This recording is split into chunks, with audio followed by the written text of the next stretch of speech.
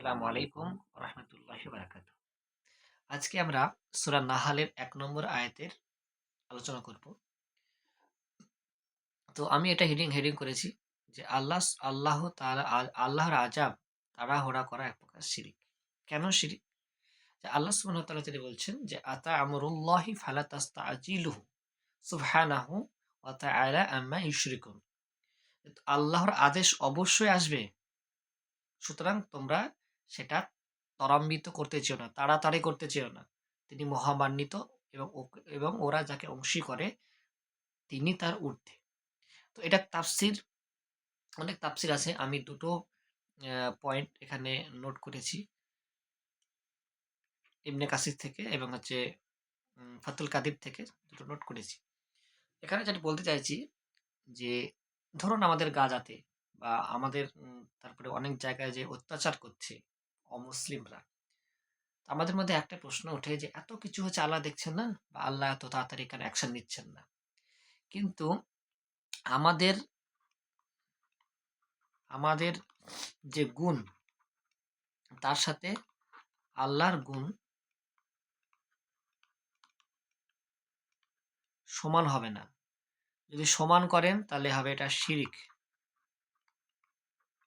ওকে? আর যদি সমান না করেন তবে সেটা হয় তৌহিদ। তাহলে আমাদের উচিত আমাদের মানুষের বৈশিষ্ট্য যে কোনো কিছু আমাদেরকে আক্রমণ করলে বা কেউ যদি অন্যায় করে তাহলে আমরা তাড়াতাড়ি প্রতিশোধ নিয়ে নিই।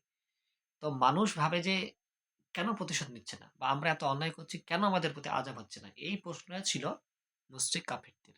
বা এখন পর্যন্ত যারা নাস্তিক বা যাদের ঈমান নেই তারা কিন্তু এটাই ভাবে যে আমাদের আল্লাহ কেন আযাব নিচ্ছে না? তো আল্লাহ সুবহানাহু ওয়া তাআলা তিনি এখানে স্পষ্ট ভাষায় বলছেন যে আমার আযাবের বিষয়ে তাড়াহুড়া করা এটা এক প্রকার শিরিক। এখানে ইবনে কাসিরে তিনি বলছেন যে কাফের মুশরিকদের চিরাচরিত নিয়ম ছিল যে তারা আল্লাহর আযাবকে কামনা করত। তারা ভাবত যে আল্লাহর আযাব যদি আসবে তবে আসে না কেন? কিন্তু আল্লাহর নিয়ম হলো তিনি কোনো জাতিকে ধ্বংস করার পূর্বে তাকে প্রচুর সময় দেন। এই ব্যাপারটি আল্লাহ তাআলা অন্যান্য আয়াতে উল্লেখ করেছেন। কোরআনের অনেক জায়গায় তিনি উল্লেখ করেছেন যে কোনো মানব জাতিকে তিনি ধ্বংস করেন বা কোনো মানুষকে যখন তিনি আযাব দেন তার আগে তিনি তাকে কি করেন? তাকে আ সময় দেন। তো নির্দিষ্ট সময়ের পর নিশ্চয়ই আল্লাহ তাআলা আযাব এসেছে, অনেক জাতিকে তিনি ধ্বংস করেছেন। এখানে শিরিক বলতে তারা যে আযাব তাড়াতাড়ি চাচ্ছিল অথবা কিয়ামত তাড়াতাড়ি চাচ্ছিল তাই বোঝানো হয়েছে।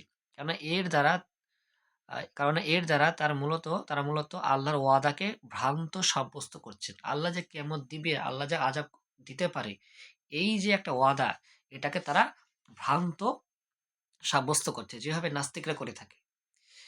তো এটা হচ্ছে এক প্রকার কুফর এবং শিরিক। তারা মনে করেছে যে আল্লাহ এটা করতে সম্ভব না, নাউজুবিল্লাহ। তিনি সেটা করতে পারবে না। এটা তাদের আকীদা। এইজন্য রিসেন্ট যে ডিবেট হয়েছে একটা এই জাভেদ আখতারের সাথে, তিনিও বিষয়টা লিখেছে। গাজাতে এত অত্যাচার হয়েছে কেন আল্লাহ করছে না? তাহলে আল্লাহ কি নাই? নাউজুবিল্লাহ। তারা আর অপারগতা মূলত বান্দার গুণ। অর্থাৎ কোনো কিছু করতে না পারা, অ্যাকশন না নেওয়া, তার শক্তি সামর্থ্য না থাকা, এটা হচ্ছে মানুষের গুণ, এটা আল্লাহর গুণ নয়। আল্লাহ যদি বলে এখন করতে পারবা, এখনই হয়ে যাবে। কিন্তু এটা আল্লাহর ইচ্ছা। বান্দাদের গুণকে আল্লাহর জন্য সাব্যস্ত করা এটা এক প্রকার শিরিক। এই হিসাবে তারা শিরকে লিপ্ত হয়েছিল। ফাতুল কাদির। সুতরাং আল্লাহর সাথে কারো শরিক হওয়ার প্রশ্নই ওঠে না।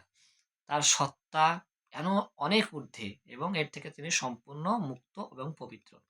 মোট কথা তারা যে শিরিক করছে আল্লাহ তাআলা তার থেকে পবিত্র। এই কঠোর সতর্কবাণীর মাধ্যমে তৌহিদের দাওয়াত দেওয়া এই আয়াতের সারমর্ম। সুতরাং সূরা নাহালের এই আয়াত থেকে আমরা বুঝতে পারলাম যে আল্লাহর আযাব তাড়াহুড়া করা এটা এক প্রকার শিরক। শুধু এই আয়াতের মাধ্যমে আরেকটা গুণ বুঝতে পারছি যে আল্লাহ সুবহানাহু ওয়া তাআলার যে গুণ বা সিফাত আছে সেটা কোনো মানুষের সঙ্গে দেওয়া বা মানুষের গুণ বৈশিষ্ট্য যদি আল্লাহর সাথে অ্যাপ্লিকেশন করা হয় তাও কিন্তু শিরক। কারণ আল্লাহ সুবহানাহু ওয়া তাআলা তো বলছেন লাম ইয়াকুল লাহু কুফুয়ান আহাদ। আল্লাহর সাথে কারো সমতুল্য হয় না। সুতরাং আমার যারা ভিডিওটা দেখছেন তারা সবাই করবেন যাতে সবার কাছে এই দাওয়াতটা পৌঁছে যায়, তৌহিদের বাণীটা পৌঁছে যায়। আসসালামু আলাইকুম ওয়া রাহমাতুল্লাহি ওয়া বারাকাতুহু।